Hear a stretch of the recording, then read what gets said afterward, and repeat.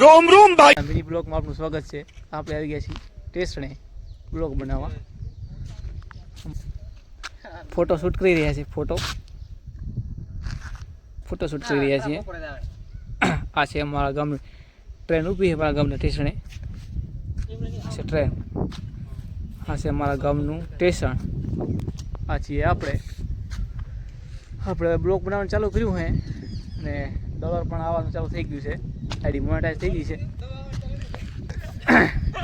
જેને પણ કોઈને આઈડી મોનેટાઈઝ નથી હોય તો આપણી ચેનલને ફોલો કરજો.